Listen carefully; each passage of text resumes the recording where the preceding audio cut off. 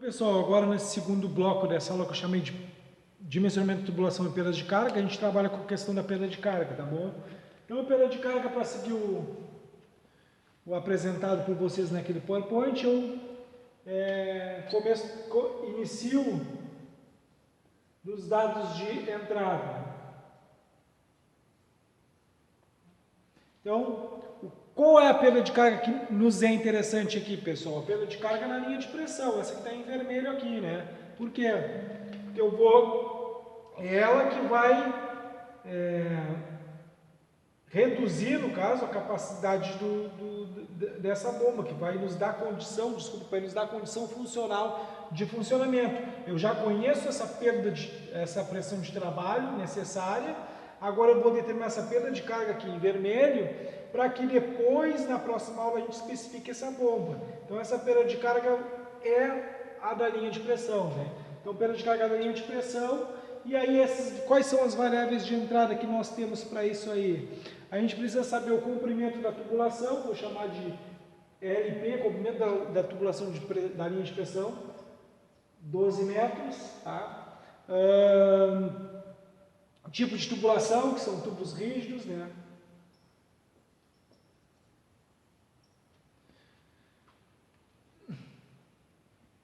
O diâmetro da tubulação, da linha de pressão, nós já determinamos, né? O diâmetro interno é 1,8 ou 18 milímetros, né? E o externo 22 milímetros. E o diâmetro normalizado para ir na venda é 3/4 de polegada. Foi determinado na aula anterior, né? A nossa pressão de trabalho é um 111,34 bar. Da onde saiu isso aqui? Lá do dimensionamento de cilindros. Temperatura é contínua. Constante, né? Praticamente constante. Se quiser adicionar o peso específico do fluido aqui, eu vou colocar uns 810, tá? 810 kg por metro cúbico. A gente está trabalhando com fluido mineral, né? Um pouquinho mais leve do que a água aí. Bom, passo 2 aí para seguir a proposta apresentada. Vocês vão fazer um levantamento das singularidades.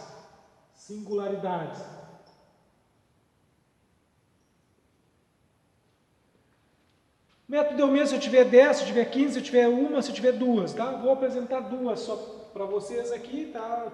Fique duas. Eu estou enxergando aqui um T de passagem direta, tá? E aqui estou enxergando uma curva de 90 graus, tá bom?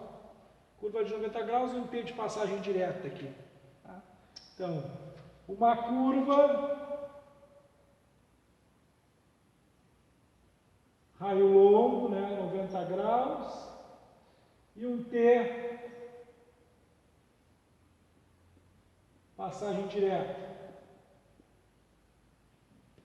Aí, semelhante ao que já foram feitas em outras cadeiras, aí, né, vamos lá num catálogo e transformar essa perda de singularidade em comprimento retilíneo de tubulação, né? O que nós temos aqui, tá?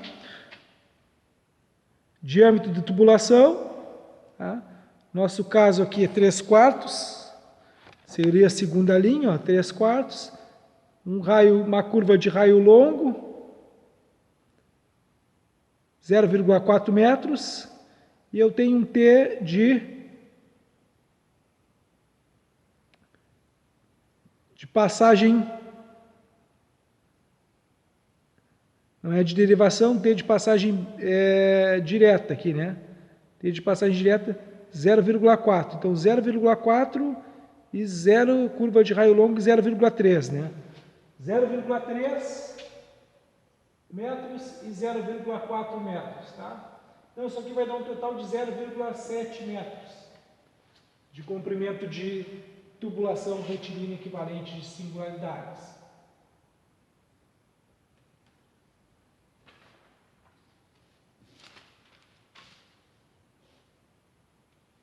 Então, o terceiro passo, na realidade, é só enfatizar isso aqui, que é o comprimento total. Nem precisaria ter, mas o L total vai ser o L1 mais o L2, tá? Chamei o L1 de comprimento da tubulação, que já estava aqui no enunciado do problema, 12 metros, né? 12 metros mais os 0,7, 12,7 metros. Com isso aí a gente vai no passo 4, determinar o fator de atrito.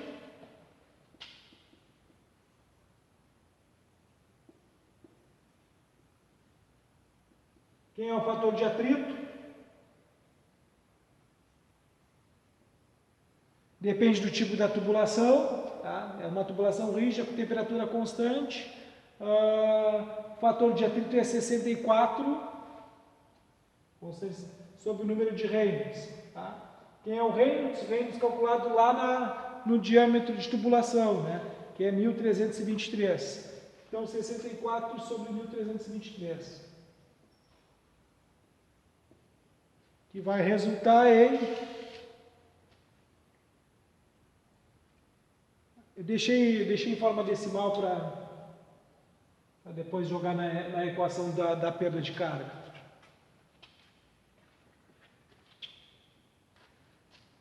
Aqui fechou os dados de entrada, então vamos adiante no passo 5, tá? Que pelo PPT de vocês é o cálculo da perda de carga distribuída e localizada, né?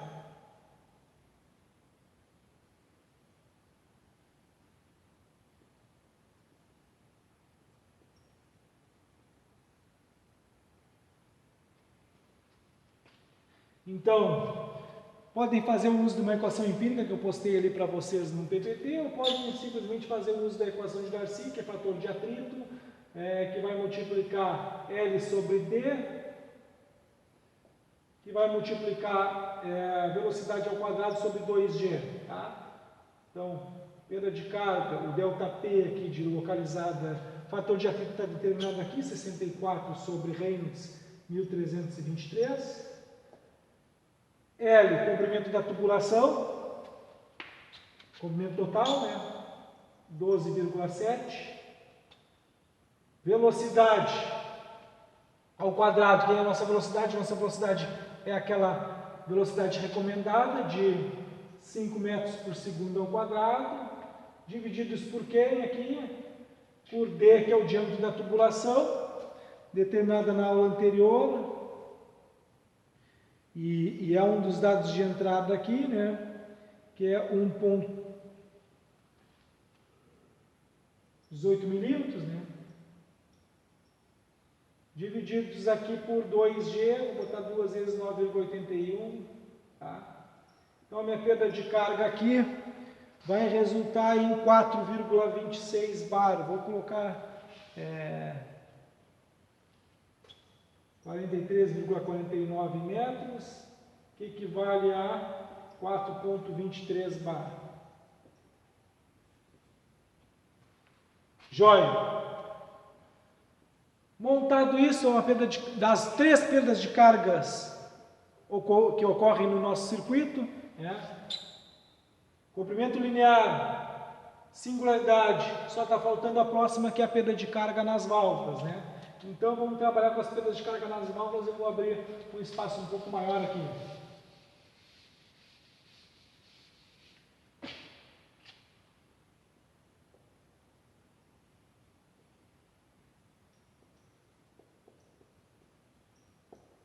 Eu acho que é esse que é o dado que chama ali, né? Perdas de carga nas válvulas da linha de pressão. Então, de forma análoga ao que nós fizemos com as singularidades, vamos fazer com as válvulas, correto? Quais são os tipos de válvulas que nós temos na linha de pressão? Vamos colocar aqui, ó. Eu tenho uma válvula direcional, então, válvula direcional, 4 vias, 3 posições, centro fechado.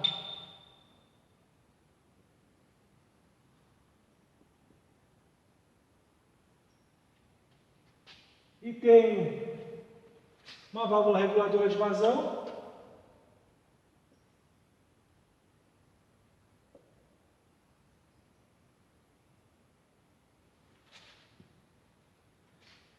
Que também faz parte da nossa linha de pressão. Bom, essas duas válvulas nós vamos ter que avaliar as perdas de carga nela, tá? Então vamos ter que ir atrás de um catálogo de fabricante, o que a gente propõe-se a utilizar aí, para pelo menos ter uma referência de quanto é essa perda de carga para deixar o circuito mais ajustado. Bom, de válvulas direcional estou usando esse catálogo aqui, né, da Bosch, e aí disponibilizei o link para vocês ali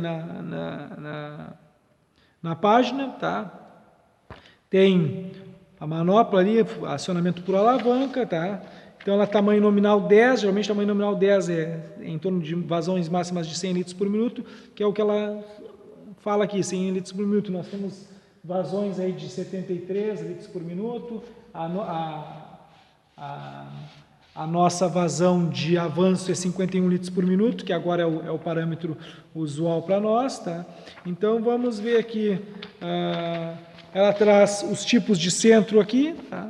Quais são os centros que nós temos. Então, nós estamos diante, no nosso caso aqui, de um centro bloqueado, tá? Centro fechado aqui, tá? Centro fechado é representado pela letra E. Então, colocaremos ali centro fechado para nós no catálogo aqui, né? É um tipo E, é um tipo de centro E, tá? Então, folho o outro lado aqui, e aí eu tenho aquela clássica curva de quem? Vazão e diferencial de pressão, tá? E o que são esses números aqui? São números que representam o tipo de curva que eu quero, que estão em função do tipo de válvula, tá? Nós estamos com uma válvula do tipo E, aqui, tá? E a gente quer a pressão, pessoal, a queda de pressão de quem? De P para A. Então está aqui, ó, pressão para A. Essa é a perda de carga que nós queremos nessa via, né? Então vai lá do fundamento teórico lá do começo da disciplina. Então, pressão para A, tipo E, pressão para A curva que eu tenho que olhar é a 2. Então vem na curva 2, e o que eu tenho que buscar? O dado de vazão. Qual é a nossa vazão de avanço, pessoal? Não coloquei aqui, mas do dimensionamento do cilindro, a nossa vazão de avanço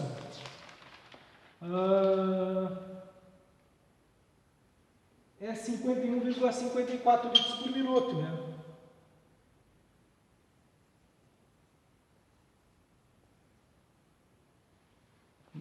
Joia? Então, 51,54 litros por minuto, tá mais ou menos nessa linha vertical aqui. Rebato na curva 13 e vou lá numa horizontal, lá ver o diferencial de pressão. Está entre 2 e 3, o 3 estaria no meio desses 2 e 4 aqui, né? Vou aproximar em torno de 2,2 bar, né? Então, vou olhar a curva 3, porque eu quero pressão AA, essa é a perda de carga que eu quero nessa conexão, e eu encontrei que a perda de carga deu 2,2 bar. Da válvula reguladora de vazão, pessoal, vou pegar um outro catálogo de válvula reguladora de vazão.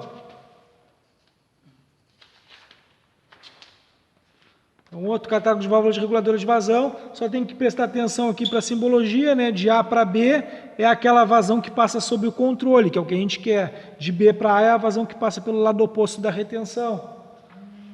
Então, aqui eu tenho 3 tamanhos de válvula, tamanho nominal 6, a 10 e a 15, tá? Nós estamos trabalhando com a válvula de tamanho nominal 10, e aí nós vamos ter que dar uma olhada aqui, ó, na vazão de 50 litros, né?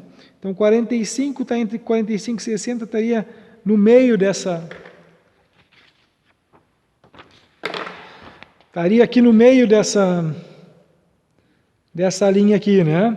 E aí o que acontece? Eu tenho quanto de abertura nessa válvula, né? Qual é a posição de estrangulamento? Nós estaremos com duas velocidades, né, pessoal? Ora, se eu não me engano, era 30 segundos e ora era 20 segundos que a gente precisava deslocar essa carga. Estamos calculando para maior vazão, né? Então, basta a gente fechar um pouco a válvula se a gente quiser reduzir um pouco a velocidade. Então, eu vou assumir aqui com uma abertura na posição 10, tá? Vou assumir na posição 9 para nos dar mais flexibilidade de, se eu quiser aumentar ou diminuir um pouco a vazão, eu tenho ainda autonomia para fazer isso aqui, tá? Então, 45, em torno dos 50 litros, rebatendo aqui na curva 9, vai nos dar entre 20 e 30 bar. Vou colocar uns 25 bar aqui para a gente ter uma estimativa dessa perda de carga, tá? Então, vamos no catálogo e tiro que a perda de carga com a posição de abertura.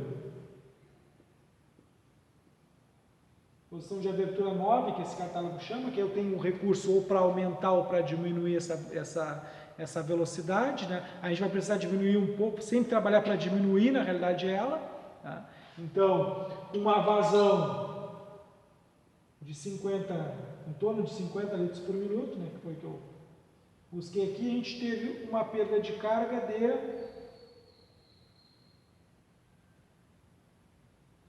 entre 20 e 30, 25 bar. Então, qual é a minha perda de carga nas válvulas? Eu acho que essa seria um passo 7, né? Não, perda de carga total, já chamei, né? Então, a perda de carga total no passo 7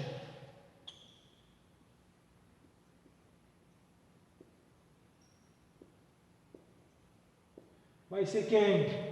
A perda de carga da singularidade de comprimento linear de tubulação, delta P total, né? Perda de carga total é 4,23 mais 25 e mais 2,2. Então, essa perda de carga aqui, 6,6, né? 6,6 mais 25, 31,6.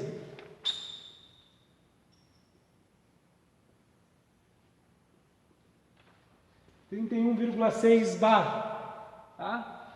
Então, 31,4, né? 31,4. Aqui é 4,23, 6,6 31,6 bar, tá? Então, com isso a gente fechou esse bloco de perda de carga. E agora eu tenho mais ou menos uma estimativa de qual é a perda de carga desse trecho todo aqui. Então, tem uma perda de carga de 31,6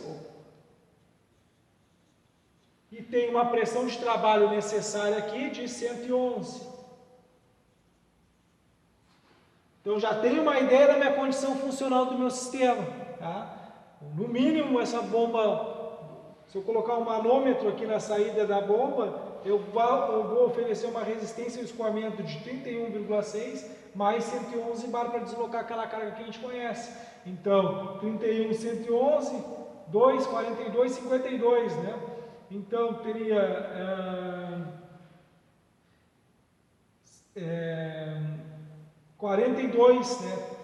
Em torno de 142 bar vai ser essa pressão aqui para começar esse sistema a operar e a fornecer aquela carga necessária para deslocar o proposto lá no início do problema. Tá? Então, seguimos agora com a próxima aula de dimensionamento de uma bomba, especificação da bomba para esse sistema e depois especificação do reservatório. Obrigado.